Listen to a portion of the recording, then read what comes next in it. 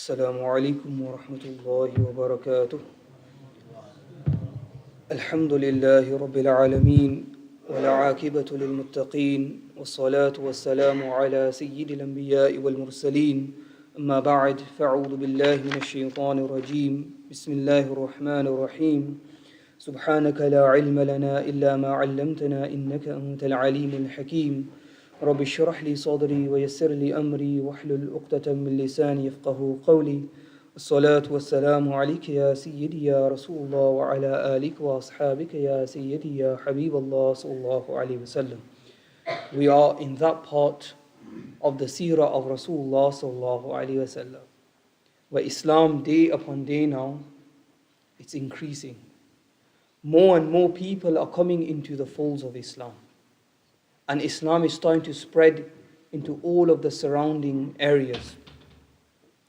Up until this point, the Muslims, they were permitted and they were allowed to drink alcohol. But in this year after Hijrah, most likely the 7th year after Hijrah, Allah subhanahu wa ta'ala would reveal those final verses which would now make alcohol haram. The reason why it wasn't immediately made haram, ऐसा क्यों हुआ कि पहले से ही उसको हराम नहीं करार दिया? इसलिए कि उस ज़माने में लोग शराब पानी की तरफ पिया करते थे. People would drink alcohol like you would drink water. It was very, very common in the society and community. So if it was prohibited straight away, यानी एक ही आयत में, in one occasion, in one go, if it was made haram, it would have been very difficult upon the companions. So for this reason, the commands came gradually, little by little.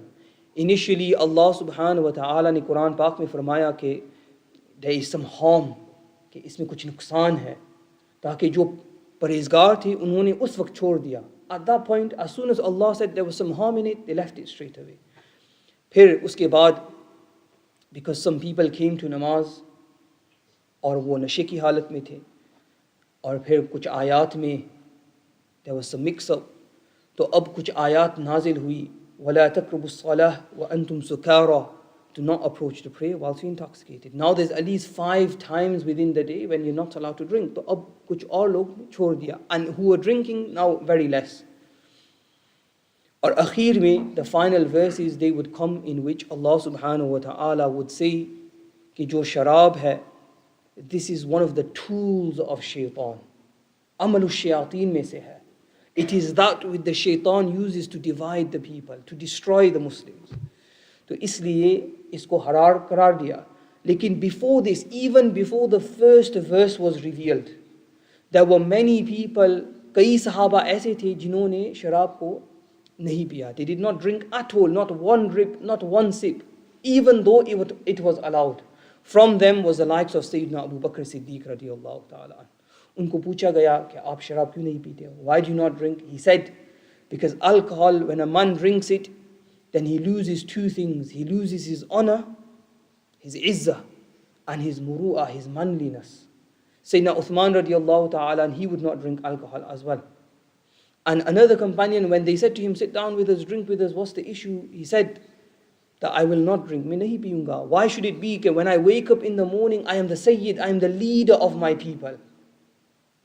And then in the evening when I drink, I am the most dishonorable, disgenerate of my people. So there were already many people like this who were very intelligent and who had already come to this. Sayyidina Umar radiallahu ta'ala, and when these initial verses were revealed, he was very apprehensive. Okay, what's the situation? तो वो रात को दुआ किया करते थे कि या Allah, ये जो मसला है, I want it to be clear, कि वो साफ हो जाए. And after tahajjud, he made the dua one night, and in the morning, these verses were revealed by Allah subhanahu wa ta'ala. When the command came, Rasulullah sallallahu alaihi wasallam told the men to go out into the street and recite the verses. When the companions, they heard, they immediately stopped. यहाँ तक कि Sayyidina Abu Talha के घर में वो लोग बैठे हुए थे, and they were enjoying drinking. Some were pouring, some were thinking. They heard something. He said to Anas, go outside, see what's happening. So Anas, he comes back in, he says, alcohol has been made haram. They froze where they were. Some of them had it in their hands, some of them had it in their lips, some had some in their mouth. But the second they heard the verse, they threw everything onto the ground. The dry streets of Makkatul Mukarramah, they became rivers of alcohol. They just cast it out there and then. The second the command of Allah became clear, the companions, they said, this way you could hear them shouting from their houses, Sami'na wa ata'na. We heard, we obeyed. We heard, we obeyed. Yes? This is how strict they were. So like this, the companions now, alcohol has been made haram from that point until the day of judgment. There are many, many punishments for those who consume alcohol. There are many, many ahadith which have come, and later in the Battle of Khaybar we will discuss, but just briefly mentioning. It's mentioned, Rasulullah sallallahu alaihi wasallam ne farmaya, ek hadith hai, that person who is a habitual alcohol drinker, who's an alcoholic, jo aadatan piya karta hai, aur wo is haal mein mara, in this state, that he was a habitual alcohol drinker, he will die like an idol worshipper. यानी वो उस हाल में मरेगा जैसे वो मुशरिक था. एक हदीस में आया है कि जब बंदा कोई गुनाह में मुब्तला होता है, so as long as he's inside the sin, like he's drinking alcohol, as long as he is intoxicated, the iman, jo iman hai, his faith, it comes out of his body and he hangs over his head until he does not desist from the sin, and then the iman will come back into his body. और आखिर में ये भी एक हदीस है कि जो इस हालत में मरा कि वो शराबी था, he was an alcoholic, और उसने तौबा न की, then what will happen? He will not drink from the pure tahur alcohol in Jannah. Even if he gets into Jannah, because he died without doing tawbah, this one ni'mah of Allah, this one blessing of Allah, he will never attain this blessing in Jannah. So we seek protection from Allah subhanahu wa ta'ala from these types of sins. The next point is a bit of a technical point which I want to mention, but if you stay with me, it's a very important point. Jo ghazwa Khaybar hai, kuch ulama कहते हैं कि it happened in the 6th year after Hijrah, some say in the 7th year after Hijrah. और आप ऐसा सुना करेंगे, you'll hear this. कुछ उलमा कहेंगे this year, some ulama will say this year. But why is it like this? There's a few reasons, and I'm going to mention one of the reasons. When Rasulullah migrated from Makkah to Medina, it was in Rabiul Awwal. So when some ulama they count it from Rabiul Awwal. लेकिन जो और ulama है, they say no, from the beginning of the year, Muharram. So the Ghazwa Khaybar, it happened in Muharram. So जो Rabiul Awwal से शुरू करते हैं, they say it happened in the 6th year. और जो Muharram से शुरू करते हैं, they say it happened in the 7th year. So this is one of the reasons why you don't think it's because they don't know, it's because of the way they are counting. This is one of the reasons. So in the 7th year after Hijrah, the Muslims, they would go to Khaybar. This was a stronghold of the kuffar. Yani, this was that area, this place where the Jews, they had many, many fortresses. और वो बड़ा यानी फ़ख्र के साथ वहाँ रहते थे और कहते थे कि हम वो लोग हैं जिन्होंने इतने सारे लोग के साथ हमने जंग किया है. We are fought against so many different people and we are successful. And they had hundreds and hundreds of weapons and all different types of catapults and this kind of thing. This was where they were the most powerful.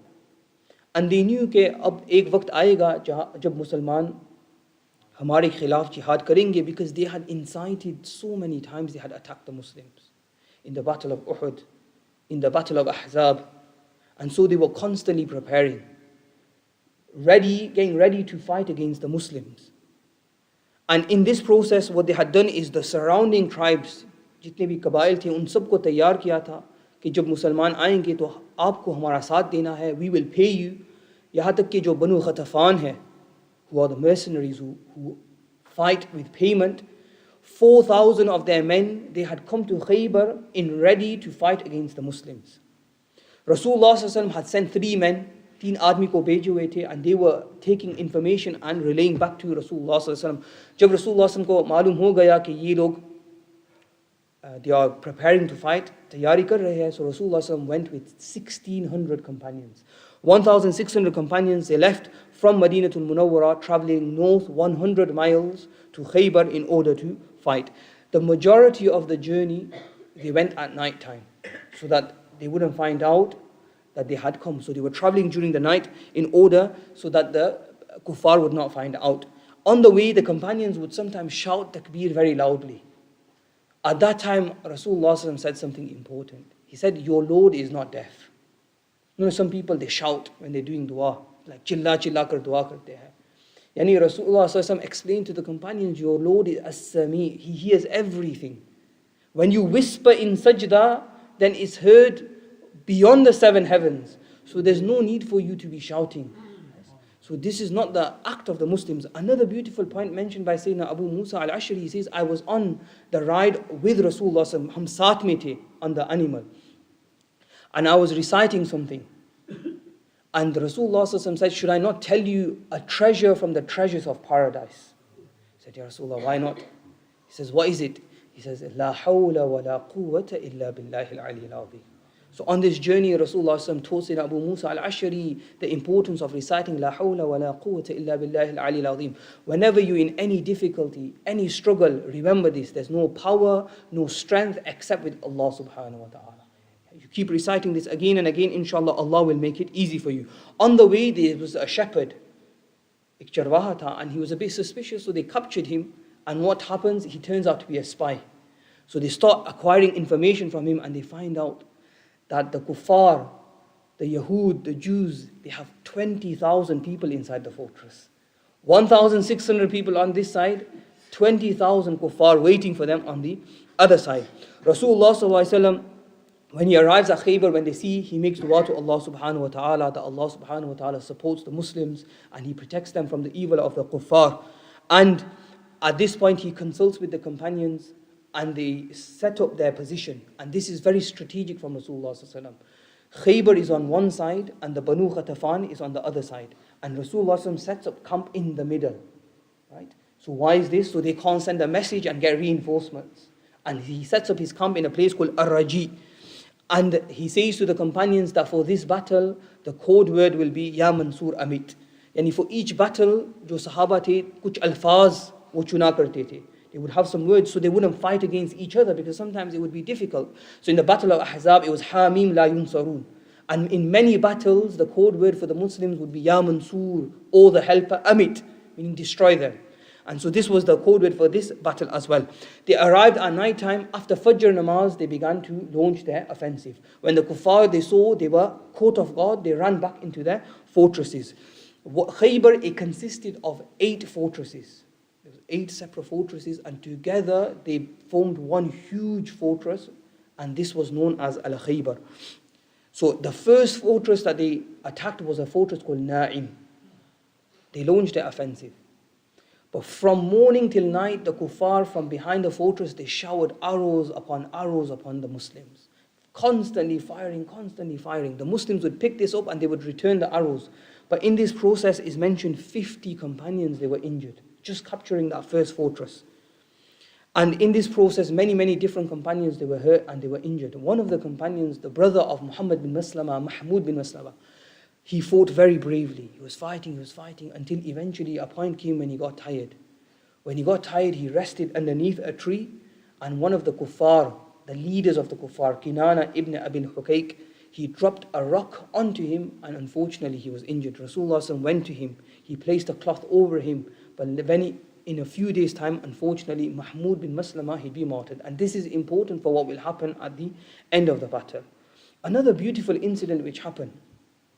When Rasulullah was with his companions, an Abyssinian slave whose name was Aslam Habashi, he came towards Rasulullah. They asked, who are you? He said, I take care of the sheep for the Jewish people. And whilst they were talking, they mentioned that today we're going to fight against that person who claims to be a prophet. So I thought, let me see what the situation is. I came. He asked Rasulullah, what do you call towards? He said, I call towards Islam. What is Islam? Rasulullah explained. He said, Ya Rasulullah, I am a black Abyssinian slave. I'm not a person who has very good appearance, have a bad smell. Even somebody like me, if I perform jihad, will I attain Jannah as well?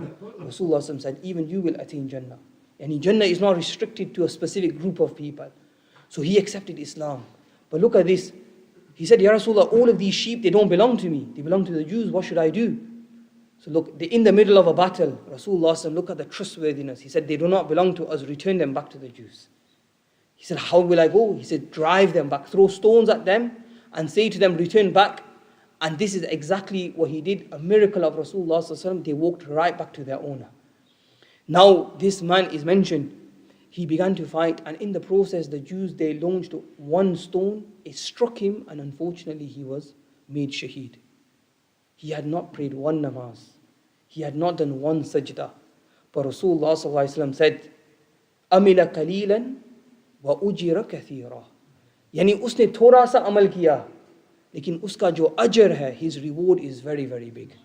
When Rasulullah SAW came to his body, he immediately turned his face away. They said, Ya Rasulullah, why did you turn your face away? And he said, 2 heavenly maidens, yani 2 women from Jannah, they are coming and they are rubbing off the dust from his face right now as we speak. And at that time, Rasulullah SAW made dua to Allah subhanahu wa ta'ala, Oh Allah, those who have placed his face into the dust, you make their face go into the dust. And those who have killed him, oh Allah, you kill them as well. But look at this, such a small action, but Allah subhanahu wa ta'ala, he gave him Jannah. Allah gives Jannah to whomever he wills. Another person, his name was Abu Dayyah. He had migrated to Medina to Munawwara. He said, Ya Rasulullah, I just want to stay with you. He had come to Khaybar as well. He was fighting, and when one of the fortresses were conquered, they gave him some of the war treasure. Kuch male ghanimat usko di. To usne kaha ki ye kya hai? What is this? They said, Aapko Rasulullah ne diya hai because you are fighting. So he went to Rasulullah and he complained. Aap sochenge he's complaining because he didn't get enough. No. He said, Ya Rasulullah, I didn't come for this reason. I didn't come for the wealth. I came so that an arrow hits me and I attain martyrdom and I attain Jannah from Allah subhanahu wa ta'ala. Rasulullah ne us waqt kaha ke if you are truthful, Allah subhanahu wa ta'ala will give you what you desire. This man, he continued to fight and eventually he was martyred. When his body was brought to Rasulullah sallallahu alaihi wasallam, Rasulullah asked, is that him? Is it that person? They said, yes, Ya Rasulullah. And they looked at his neck, and the exact point where he had pointed, that's where he had been struck by an arrow. Meaning he wanted to die in the way of Allah subhanahu wa ta'ala. Allah subhanahu wa ta'ala gave him exactly what he asked for. Rasulullah took his own chadar, his own cloak, he wrapped him in it. And Rasulullah buried him and made dua to Allah, Oh Allah, he died fighting in your cause. I am your witness that he fought till the last breath. Like this, slowly, the companions, they conquered fortress after fortress after fortress. And now we're coming to the final fortress, which is called Qamus, the most heavily guarded, the strongest fortress. It's run, and the leader is a man by the name of Marhab. Marhab, they say he has the strength of 1,000 soldiers. He wears 2 armors, he carries 2 swords, and they say his helmet is made out of stone. One of the most ferocious men, and people are scared to even fight against him. At one point when a companion fought against him, Marhab took his sword and bludgeoned him to death. Like he struck him again and again and again until the companion was martyred. The companions, they're trying, but they can't conquer this fortress. बहुत कोशिश करते हैं, लेकिन वो कामयाब नहीं होते हैं. So Rasulullah gives the flag to Sayyidina Abu Bakr Siddiq. Sayyidina Abu Bakr Siddiq, for a full day he tries. The Jews, they keep firing arrows back, firing, they're unsuccessful. Second day, Rasulullah gives the flag to Sayyidina Umar radiallahu ta'ala an. Sayyidina Umar radiallahu ta'ala an, he tries. The entire day they're trying, but they're unsuccessful. On the third day, Rasulullah sallallahu alaihi wasallam says that tomorrow I will give the flag to that person who will conquer the fortresses of Khaybar. He is loved by Allah and His Rasul, and Allah and His Rasul, they love him. Sayyidina Umar says, we were waiting the whole night. He says, I never wanted to be the leader of an army, but today, I wanted it more than anything in the world. Why? Because there was 3 promises. Number 1, the person will be Fatih Khaybar. Number 2, Allah and His Rasul love him. And number 3, he loves Allah and His Rasul. Some of the companions, they were waiting all night, just praying that they could be that person. In the morning when they came, that Rasulullah sallallahu alaihi wasallam says, where is Ali radiallahu ta'ala? They say, Ya Rasulullah, Ali is unwell. वो बीमार है, आँख की बीमारी है. Yani, the illness was so severe, Sayyidina Ali couldn't even walk because he couldn't see where he was going. So he held somebody's hand and they brought him to Rasulullah sallallahu alaihi wasallam. He said, Ya Rasulullah, how am I going to take the flag? My eyes are so painful. There's so much pain in my eyes. So Rasulullah called him close. He recited something.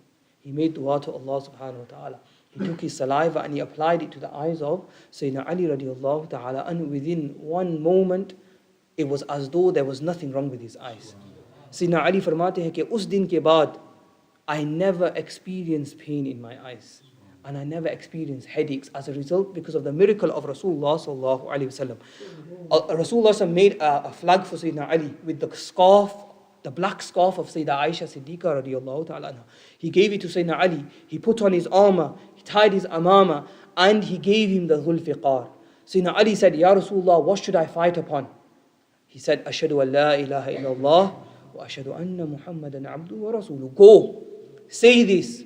If they accept Islam, if one person accepts Islam, it will be better for you than a full valley filled with red camels. This is a lesson for us, my dear brothers. If one person is guided by us because of something that we did, then this is better for us than a valley filled with red camels. And this was the practice of the Muslims. Whenever they would engage, they would first invite them towards Islam. Only if they did not accept, then the Muslims would move forward. So Sayyidina Ali radiallahu ta'ala, he moved forward, he invited them. They said, who are you? He said, I am Ali. And they began to shake. Because in their books it was written that their fortresses, they would be defeated by a man by the name of Ali. It was already written in the Torah, so they were already shaking. So Marhab, he sends out his brother Harith. Harith comes out with his armor and his swords and his weapons, and he comes out with his arrogance, and before you know it, he's on the floor, he's dead. Sayyidina Ali radiallahu ta'ala and has killed him. Then they send out the next man whose name is Usayd. Muhammad bin Maslama comes to the front and they kill him. The next man comes out, his name is Yasir. Zubayr ibn al-Awwam, he stands up and he kills him. Like this, one by one, their bravest men are coming out, they're all falling to the ground. Marhab, he's furious, his brother has been killed. He comes out with his swords, with his helmets, with his armor, and he begins to shout that Khaybar knows who I am. When the time of fighting comes, I do justice to war. I am draped with weapons from head to toe. And then, when he says this, Sayyidina Ali radiallahu ta'ala, and he begins to recite poetry. He says, أَنَا الَّذِي سَمَّيْنِي أُمِّي حَيْدَرًا كَلَيْثِ غَابَاتٍ كَرِيهٍ مَنْظَرًا أُوفِيهِمْ بِصَاعِ كَيْلَ السَّنْدَرًا. I am the one whose mother named him Haydar, the lion. When Marhab, he hears this, he starts shaking. He had a dream the night before that he was torn up by a lion. And when Sayyidina Ali mentioned that his mother had named him Haydar, he knew that this was it. This was finished. I am like the lion in the forest who strikes with fear. I met out with sword blows in the measure. Meaning I met out with the sword again and again. When Marhab heard this, he takes his swords and he begins to fight with Sayyidina Ali, and he's just hitting him one after the other, just fighting, hitting. And Sayyidina Ali is blocking the defense. He's defending with his sword. And then when he gets an opportunity, he takes the Dhul-Fiqar. He strikes with one blow to the head. The sword goes through his helmet, through his head, and he reaches all the way till his teeth. This man, 1,000 man strong, with one strike Sayyidina Ali, he sends him to Jahannam. And the power of Sayyidina Ali radiallahu ta'ala an. They begin to fight with Sayyidina Ali one by one, they're fighting. At one point, Sayyidina Ali radiallahu ta'ala an, he takes the door of the fortress and he uses it as a shield. That door, which after the battle is mentioned in some narrations, 10 men tried to lift, they weren't able to lift that door. Sayyidina Ali, he took it and he used it as a shield during the fight. They say he would drop it later and the companions would use it to enter into the fortress of Khaybar. Now the kuffar, they were going to be defeated. They were surrounded. They come to Rasulullah sallallahu alaihi wasallam. They say, Ya Rasulullah sallallahu alaihi wasallam, we want peace. We want amana. We don't want to fight anymore. So Rasulullah sallallahu alaihi wasallam, he has a discussion with them and they agree upon a few different points. Number one, Rasulullah sallallahu alaihi wasallam says, none of you will be killed. All of you will be let free if you surrender. Number two, your families will be let free as well. But there's a few conditions. One of the conditions is what? That you have to give up all of your weaponry. No more weapons, because the Jews were constantly preparing to fight against the Muslims. When they entered into the fortress of Banu Qurayza in Medina, they found thousands upon thousands of shields, swords, weapons. The same thing here. You will leave behind all of your weapon. You will only take the property which you can carry on your camels. And you will not hide anything from the Muslims. If anyone breaks the treaty, then you will not be given safety. The kuffar, they agree, and a peace treaty is made between the Muslims. The Muslims, they begin to gather up the wealth, the property. And in the time, they find some alcohol barrels. And the verse has been revealed. Unfortunately, one of the men, he's unable to help himself. He engages in this, the spirits, he drinks some of it, and he's the one who is punished. He's given the punishment for drinking alcohol in Islam. He's lashed 80 times by the companions for doing this. At one point, one of the companions, they say, what type of person is this? What's he doing? Why would he do this? And Rasulullah stops him. And he says that do not say this about him. Because he loves Allah and His Rasul sallallahu alayhi wa sallam. Meaning there's always a way back. There's always a path back. So anyways, they gather all the wealth together. And once they have gathered all the wealth together, they begin to distribute it amongst the Muslims, okay? But there's one issue. Huyay ibn Akhtab, the leader of the Jews, he had some treasure which was very, very famous.